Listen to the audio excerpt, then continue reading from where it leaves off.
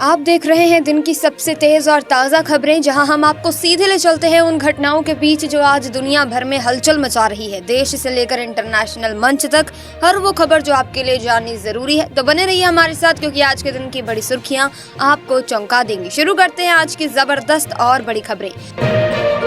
प्रधानमंत्री मोदी ने G20 summit में नॉर्वे के प्रधानमंत्री जोनास गार स्टोर से मुलाकात की। उन्होंने रिन्यूएबल एनर्जी, ग्रीन हाइड्रोजन और ब्लू इकोनॉमी पर सहयोग बढ़ाने और Bharat Europe free trade agreement पर चर्चा की। भारत की आर्कटिक पॉलिसी और इनोवेशन में साझेदारी को लेकर भी बातचीत हुई। दोनों नेताओं ने भू राजनीतिक मुद्दों पर भी विचार किया। RBI के गवर्नर शक्तिकांत दास ने बैंक बोर्ड से साफ कहा कि जो अनैतिक काम हो रहे हैं, जैसे गलत तरीके से प्रोडक्ट बेचना या बिना सही KYC के अकाउंट खोलना, उन पर सख्ती से रोक लगानी होगी। उन्होंने ये भी कहा कि बैंक के कर्मचारियों को दिए जाने वाले इंसेंटिव्स को ऐसे डिजाइन करना चाहिए कि ये गलत कामों को बढ़ावा न दे। मतलब बैंकिंग सिस्टम को और भी ज्यादा एथिकल बनाना है ताकि ग्राहक का भरोसा बना रहे।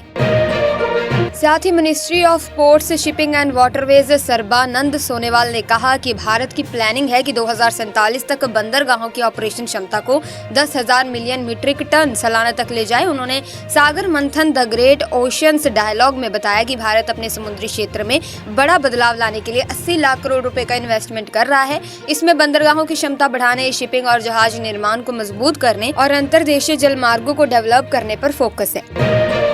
चुनाव के दौरान प्रवर्तन एजेंसियों ने महाराष्ट्र और झारखंड समेत 14 राज्यों में हो रहे चुनावों में 1000 करोड़ रुपए से ज्यादा की नकदी, शराब, ड्रग्स और फ्री गिफ्ट जब्त किए हैं।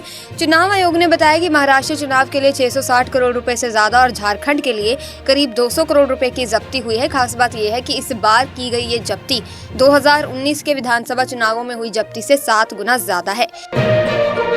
केंद्रीय वित्त मंत्री निर्मला सीतारमण ने बैंकों से कहा कि 2025 और 26 तक 6.12 लाख करोड़ रुपए और 2026 और 2027 तक MSME सेक्टर को 7 लाख करोड़ रुपए का लोन देने का टारगेट सेट करें। वो मुंबई में SBI banking and economics conclave में बोल रही थी, जिसका टॉपिक था विकसित भारत की आकांक्षा को हकीकत में बदलना।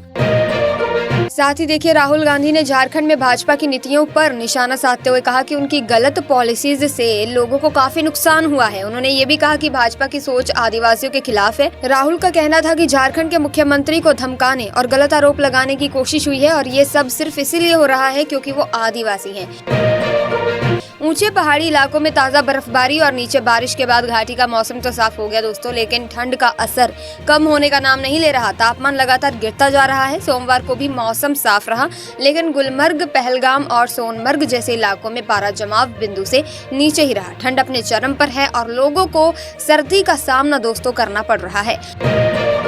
वहीं देखिए, 16 नवंबर को गाजा में एक बड़ी घटना हुई। राहत सामग्री लेकर जा रहे 109 ट्रकों के काफिले पर हमला हो गया और उन्हें लूट लिया गया। इस दौरान 98 ट्रकों को काफी नुकसान पहुंचा और काफिले के कर्मियों को भी चोट आई। स्थिति वाकई दोस्तों बहुत ही ज्यादा चिंताजनक है। मेटा पर भारतीय प्रतिस्पर्धा आयोग यानी कि CCI ने 213.14 करोड़ रुपए का जुर्माना ठोक दिया है। वजह यह है कि व्हाट्सएप, जो मेटा की कंपनी है, यूजर्स का डेटा मेटा की दूसरी कंपनियों के साथ शेयर कर रहा था। अब CCI ने साफ कह दिया है कि अगले 5 साल तक ये डेटा शेयरिंग नहीं होनी चाहिए। ये नया नियम अभी से लागू माना जाएगा। सही में डेटा प्राइवेसी का मामला अब बड़ा सीरियस हो गया है। भारत के तट रक्षकों ने पाकिस्तान समुद्री सुरक्षा एजेंसी द्वारा पकड़े गए 7 मछुआरों को छुड़ा लिया है। ये मछुआरे दरअसल भारतीय समुद्री सीमा के पास एक मछली पकड़ने वाली नौका में थे जब उन्हें पाकिस्तान ने पकड़ लिया था। तट रक्षक बलों को दोपहर में 9 फिशिंग जोन के पास एक नाव से संकट का संकेत मिला और फिर उन्होंने इन्हें बचा लिया। चीन ने कहा कि वो प्रधानमंत्री नरेंद्र मोदी और राष्ट्रपति शी जिनपिंग के बीच हुई समझ को आगे बढ़ाने के लिए तैयार हैं, ताकि दोनों देशों के बीच आपसी सहयोग बढ़ सके। ये बातचीत रूस में ब्रिक्स सम्मेलन के दौरान हुई थी दोस्तों, और 4 साल से ठंडे पड़े रिश्तों के बाद दोनों नेताओं के बीच ये वार्ता हुई थी। वहीं दिल्ली विधानसभा चुनाव की तैयारियों में लगे अरविंद केजरीवाल ने पार्टी के पदाधिकारियों से बातचीत की। उन्होंने दक्षिणी दिल्ली, उत्तर पूर्वी दिल्ली और पूर्वी दिल्ली लोकसभा के मंडल प्रभारियों से कहा कि हर बूथ पर जीत हासिल करनी है। केजरीवाल ने विश्वास जताया और कहा कि भगवान आपकी मदद करेगा और इस बार भी पार्टी भारी बहुमत से दिल्ली चुनाव जीतेगी। वहीं नई दिल्ली में घना कोहरा था, जिससे उड़ानें काफी प्रभावित हुई। करीब 300 उड़ानें अपने तय समय से आधे घंटे से ज्यादा देरी से रवाना हुई या फिर पहुंची। सुबह के समय सबसे ज्यादा परेशानी आई, जब कई उड़ानों को दिल्ली के आसमान में लैंडिंग के लिए निर्देश मिलने के बजाय जयपुर और लखनऊ की ओर डाइवर्ट किया गया। प्रधानमंत्री नरेंद्र मोदी ने नाइजीरिया में भारत समुदाय से बात करते हुए कहा कि वहां की अर्थव्यवस्था को मजबूत बनाने में भारतवंशियों का अहम रोल रहा है। उन्होंने ये भी कहा कि नाइजीरिया में बसे हर भारतीय ने भारत का सिर गर्व से ऊंचा किया है। साथ ही उन्होंने ये भी जोड़ा कि भारतीय कंपनियां नाइजीरिया की अर्थव्यवस्था को और बेहतर बना रही हैं। हाल ही में लॉन्च किए गए आयुष्मान वय वंदना कार्ड ने बड़ी सफलता हासिल की है दोस्तों। सिर्फ 3 हफ्तों में ही इस कार्ड के जरिए 70 साल और उससे ज्यादा उम्र के 10 लाख से ज्यादा बुजुर्गों का रजिस्ट्रेशन हो गया है। ये कार्ड उन्हें आयुष्मान भारत योजना के तहत फ्री हेल्थ केयर सर्विसेज का फायदा लेने में मदद करेगा। स्वास्थ्य मंत्रालय ने बताया कि ये उपलब्धि पीएम मोदी के 29 अक्टूबर को इस कार्ड को लॉन्च करने के बाद इतनी जल्दी हासिल हुई है। साथ ही दोस्तों, दिल्ली के पूर्व मंत्री और आम आदमी पार्टी के नेता कैलाश गहलोत ने बीजेपी ज्वाइन कर लिया है। बीजेपी में शामिल होने के दौरान वहां मनोहर लाल, बैजयंत पांडा और दिल्ली बीजेपी चीफ वीरेंद्र सचदेवा जैसे बड़े नेता भी मौजूद थे। पार्टी में शामिल होते ही काफी हलचल मच गई। अगली खबर देखिए दोस्तों, अगला राष्ट्रीय युवा महोत्सव 2025 अगले साल 11 या फिर 12 जनवरी को होगा। इसे एक खास अंदाज में मनाने की तैयारी हो रही है। इस बार इसे विकसित भारत के युवा नेताओं के संवाद के रूप में मनाया जाएगा। केंद्रीय मंत्री डॉक्टर मनसुख मांडविया ने आज दिल्ली में इसकी जानकारी दी। उन्होंने बताया कि इस प्रोग्राम में देश के यंगस्टर्स को प्रधानमंत्री से बात करने और अपने आइडियाज शेयर करने का मौका मिलेगा। काफी इंटरेस्टिंग रहेगा दोस्तों ये। वहीं अगली खबर देखिए, पेट्रोल डीजल के बढ़ते खर्च से बचने के लिए लोग धीरे धीरे इलेक्ट्रिक गाड़ियों की तरफ शिफ्ट हो रहे हैं। मार्केट में अब इतने सारे ऑप्शंस हैं, इलेक्ट्रिक कार्स, बाइक, स्कूटर्स, हर चीज में वैरायटी मिल रही है।